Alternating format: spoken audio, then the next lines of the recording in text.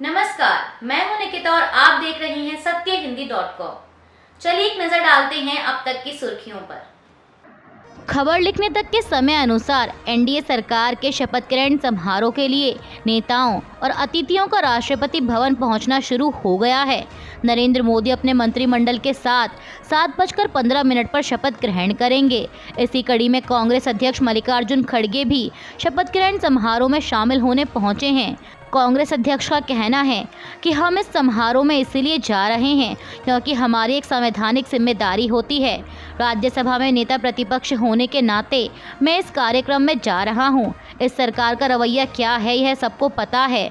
वे पहले से ही विपक्ष को अपमानित करते आए हैं, लेकिन राज्यसभा में नेता प्रतिपक्ष होने के नाते मैं यह जिम्मेदारी निभा रहा हूं।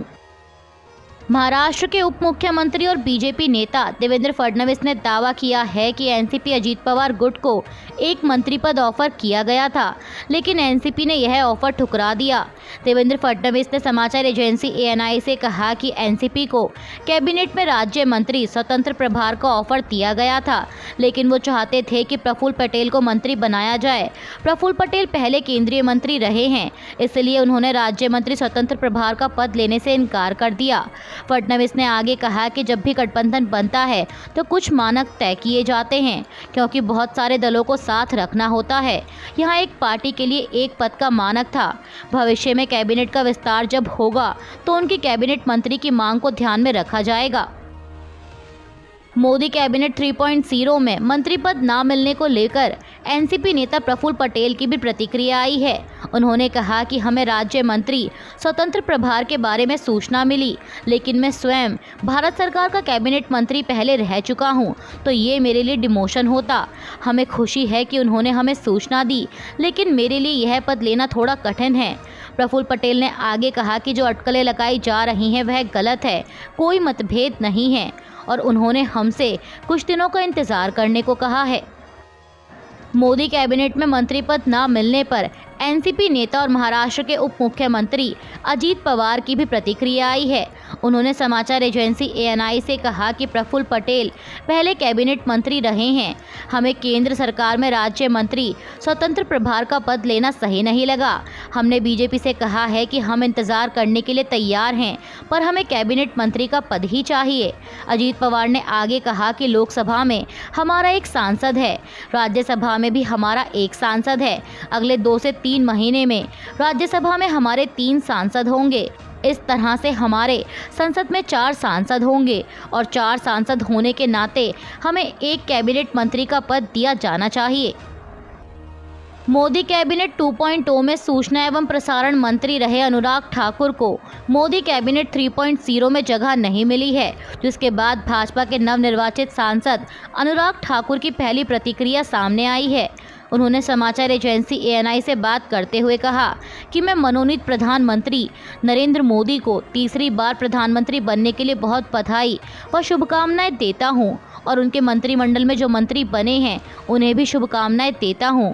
अनुराग ठाकुर ने कहा कि आज शपथ ग्रहण समारोह में मन की बात से जुड़े बहुत लोग हैं। यहाँ विकसित भारत अभियान के महाअनुभव हैं। अब बात करते हैं उन नेताओं की जिन्हें मोदी कैबिनेट 3.0 में जगह मिली है। मंत्रिमंडल में जगह को लेकर रावेर लोकसभा सीट से भाजपा के नवनिर्वाचित सांसद रक्षा खड़से ने कहा कि ये मेरे लिए बहुत बड़ी जिम्मेदारी है। मैं भाजपा की कार्यकर्ता हूँ। इतने सालों से मैंने कार्यकर्ता के रूप में काम किया है। मैं आशा करती हूँ कि आगे ज़्यादा से ज़्यादा देश की सेवा करूँ। वहीं भाजपा के नवनिर्वाचित सांसद मुरलीधर मोहोल ने कहा कि मैं खुश नसीब हूँ कि मेरे जैसे एक छोटे से कार्यकर्ता को मंत्रिमंडल में काम करने का मौका मिला है। मैं नेतृत्व का धन्यवाद करना चाहता हूँ। यह सिर्फ भाजपा में ही होता है कि इतने नीचे स्तर पर कार्य करने वाले कार्यकर्ता यहाँ तक पहुँच सकते हैं। इसके अलावा शिवसेना शिंदे गुट के नवनिर्वाचित सांसद प्रतापराव जाधव ने कहा कि मैं मुख्यमंत्री एकनाथ शिंदे का धन्यवाद करता हूं कि उन्होंने मुझे मौका दिया। मंत्रिमंडल में अपना नाम आने से मैं बहुत खुश हूं। बीजेपी नेता किरण रिजिजू ने भी मोदी कैबिनेट में दोबारा जगह मिलने पर प्रतिक्रिया दी है। उन्होंने एक्स पर लिखा कि मैं कैबिनेट मंत्री के तौर पर 9 जून 2024 की शाम 7:30 के करीब कैबिनेट मंत्री की शपथ लूंगा। बीजेपी नेता ने कहा कि पहले मैं 3 बार मंत्री पद की शपथ ले चुका हूं। 2014 में मैंने राज्य मंत्री पद की शपथ ली। 2019 में मैंने राज्य मंत्री स्वतंत्र प्रभार के तौर पर शपथ ली। फिर 2021 में मुझे कैबिनेट मंत्री बनाया गया। उन्होंने कहा कि अरुणाचल प्रदेश का शुक्रिया। पूर्व सांसद रवनीत सिंह बिट्टू ने भी नरेंद्र मोदी की ओर से शपथ ग्रहण समारोह से पहले बुलाई गई चाय बैठक में हिस्सा लिया और बैठक में हिस्सा लेने के बाद उन्होंने भाजपा में शामिल होने की वजह बताई। रवनीत सिंह बिट्टू ने समाचार एजेंसी ANI से कहा कि मैं देश का कोई भी मुद्दा था उसके लिए लड़ता रहा। मैं किसानों के लिए लड़ता रहा हूं और आज मैं बीजेपी में जाकर उन समस्याओं का हल करवाऊंगा। मैंने पंजाब को एक ही बात कही है कि मेरा काम ब्रिज बनने का काम है। देश के लिए भी पंजाब प्राथमिकता रही है। उन्होंने कहा कि हार के बाद भी मुझे कैबिनेट में जगह मिली। मुझे जगह मिलना ये दिखाता है कि पंजाब में प्राथमिकता दी जा रही है। आपको बता दें कि लोकसभा चुनाव से ठीक पहले रवनीत सिंह बिट्टू ने कांग्रेस छोड़कर भारतीय जनता पार्टी ज्वाइन की थी। बीजेपी ने उन्हें लुधियाना से उम्मीदवार बनाया था।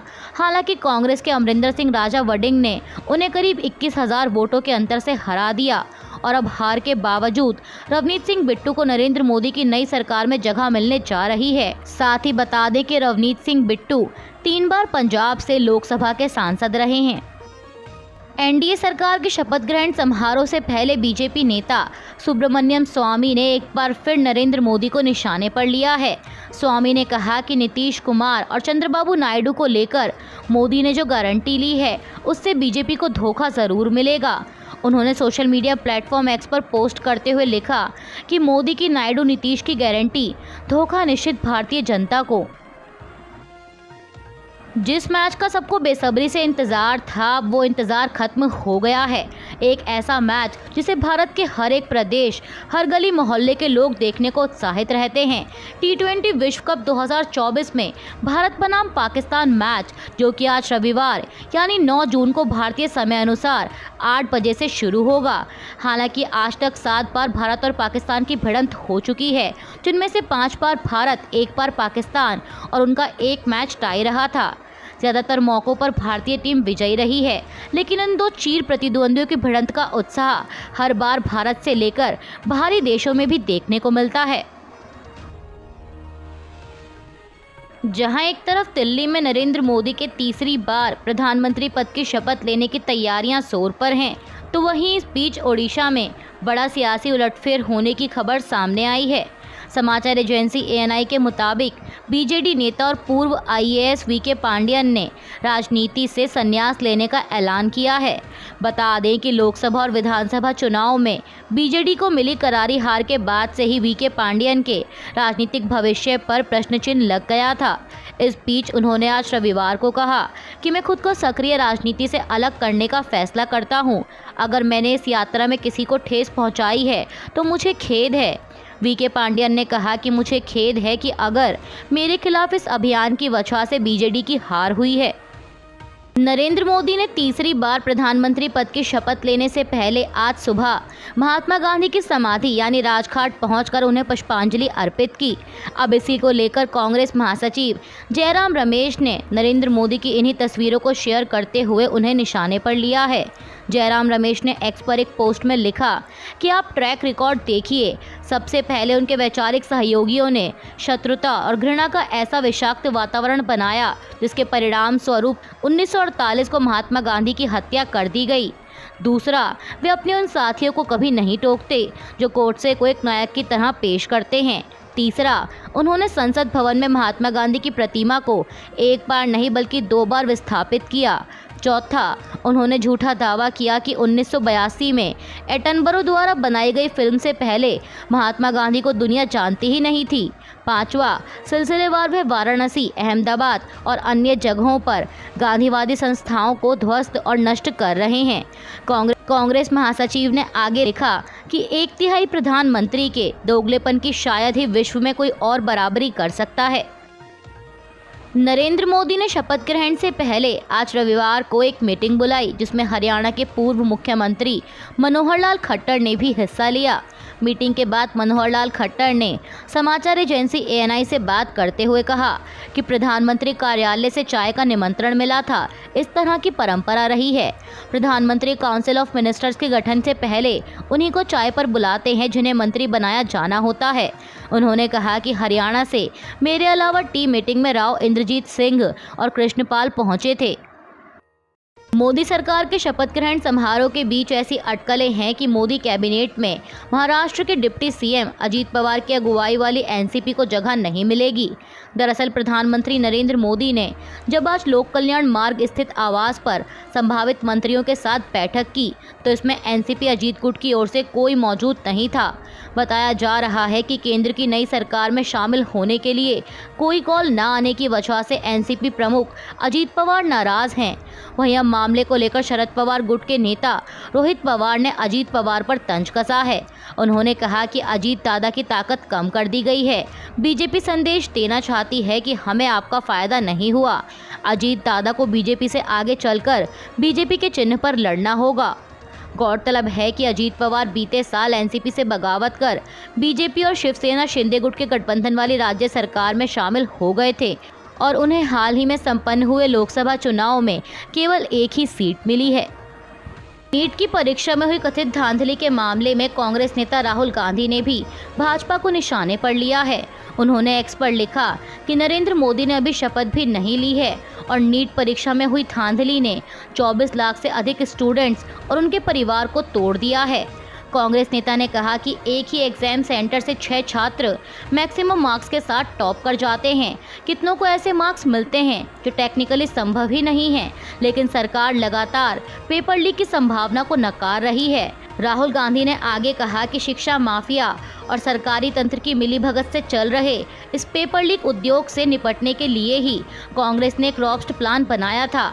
हमने अपने मैनिफेस्टो में कानून बनाकर छात्रों को पेपर लीक से मुक्ति दिलाने का संकल्प लिया था।